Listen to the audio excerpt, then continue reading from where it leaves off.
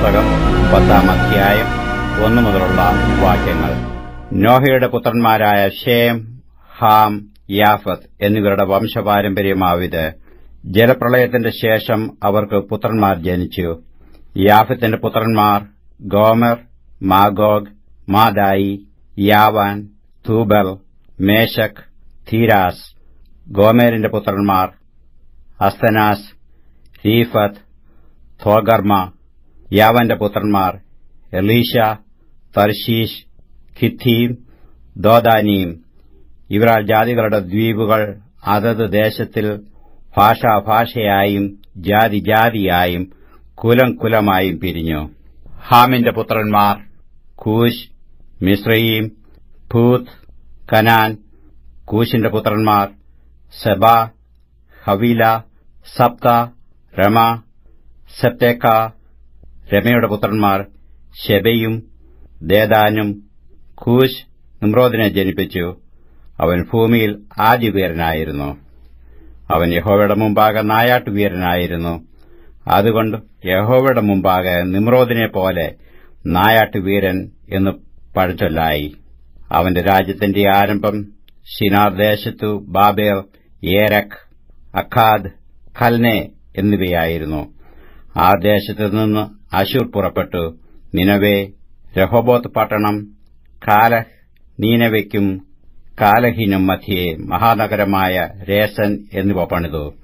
മിസ്രയീമോ ലുദീം, അനാമീം, ലഹാബീം, നഫ്തൂഹും, പത്രൂസീം, കസ്ലൂഹീം. ഇവരിൽ നിന്ന് ഫെലിസ്തർ ഉത്ഭവിച്ചു. കപ്തോരീം എന്നിവരെ ജനിപ്പിച്ചു.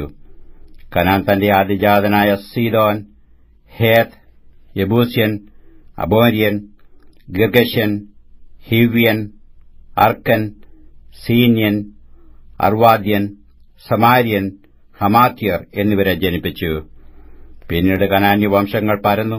കനാന്യരുടെ അതിർ സീദോൻ തുടങ്ങി ഗെരാർ വഴിയായി ഗസ വരെയും സോദോമും ഗോമോരയും ആദ്നയും സെബിയോമും വഴിയായി ലാശ വരെയും ആയിരുന്നു. ഇവർ അതത് ദേശത്തിൽ ജാതിജാതിയായും കുലം കുലമായും ഭാഷാഭാഷയായും ഹാമിന്റെ പുത്രന്മാർ.